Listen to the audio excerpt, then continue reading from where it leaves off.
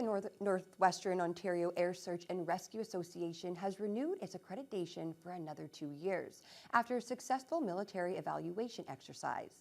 The training simulation included a Hercules plane and an air search team supporting the local ground searchers. Josh Morano has the story. On an open patch of land just past Stanley, an evaluation team comprised of Royal Canadian Air Force and Ontario Civil Air Search and Rescue Association representatives put the Nawasara members through a simulated search and rescue. The objective, finding this little beacon.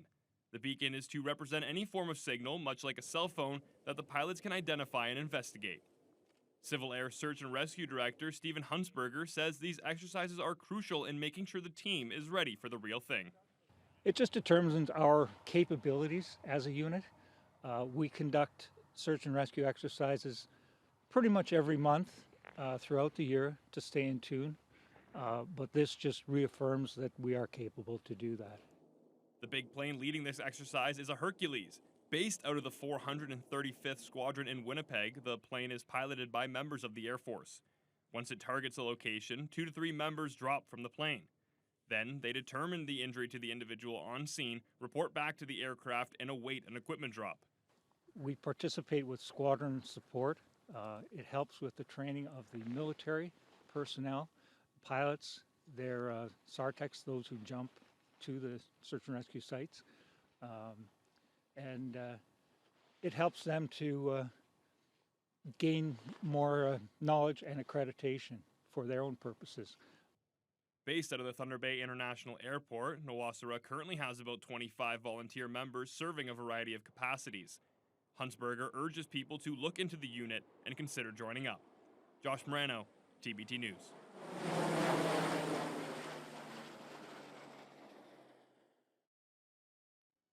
The plummeting price of palladium has prompted a mine in the region to adjust its business plan. Impala Canada's Lactazil mine is charting what it calls a new path in response to the price drop.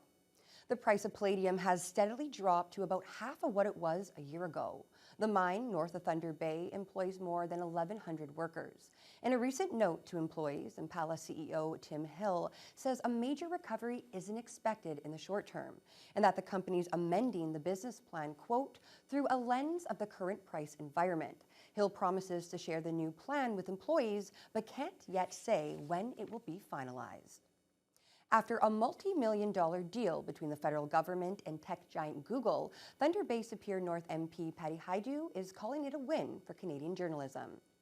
The deal means Google will continue to share Canadian news online in return for the company making annual payments to news companies. The payments are in the range of $100 million a year, though the federal government was previously pushing for $172 million. Thunder Bay Superior North MP Patty Hajdu says this deal is a step in the right direction for local media outlets. In Canada, this is a win for democracy because journalism in Canada is an essential and core component of keeping elected officials on record and holding people accountable. But it's also a win for small communities like Thunder Bay, who has a thriving news community that is oftentimes locally owned, in many cases regional, and very, very important to the constituents that I represent. As for a deal with other tech giant Meta, Hajdu says it's now just a matter of time after the progress made with Google. A union leader representing wildland firefighters is criticizing the Ford government's level of support for them. It comes after safety regulations for M&R fire crews were discussed at Queen's Park last week, with the NDP calling for the same benefits as municipal firefighters. Vasilios Bellos reports. A call from an area member of provincial parliament demanding more supports for wildland firefighters. We know that they're still not covered for presumptive cancers, and frankly, what do we do when the government itself is the bad actor? During a discussion at Queen's Park this week, local New Democratic MPP Lise Vaugeois raised concerns she's heard from people fighting forest fires on the ground. Vaugeois says these individuals argue their work should result in the same health benefits, equipment, and wages as municipal firefighters. It prompted a response from Thunder Bay's progressive conservative MPP Kevin Holland, who has experience as a long-serving volunteer firefighter himself. You can sit there and wave your arms all you want, but We have brought in, this government is the one that has brought in legislation recognizing the importance of protecting our firefighters. The PC government announced plans to spend $20.5 million to modernize forest fire efforts, but a union member for provincial wildland firefighters feels Holland's comments missed the mark. He doesn't understand that legislation does not actually help us at all. Noah Friedman is the vice president of OPSU Local 703 and feels workers in the field deserve more supports. Currently, they're classified as resource technician jobs rather than forest firefighters. Friedman believes a reclassification would lead to the benefits he believes these workers deserve. In my 7th season in 2022, I made $28,000 before taxes. It would simply allow us to be recognized as firefighters, would help us get the presumptive health care that regular firefighters get. Like if we get cancer down the road, nobody's helping us. Friedman says his members currently have zero health coverage other than OHIP, stressing forest fire smoke has been proven to have dangerous chemicals like formaldehyde. Vasilios Ballos, TBT News.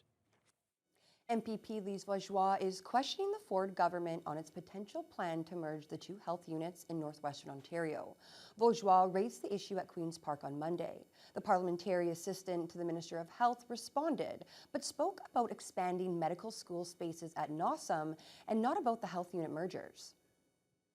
40-plus ministerial visits to the north, and this government still has no idea of our lived realities, or they don't care.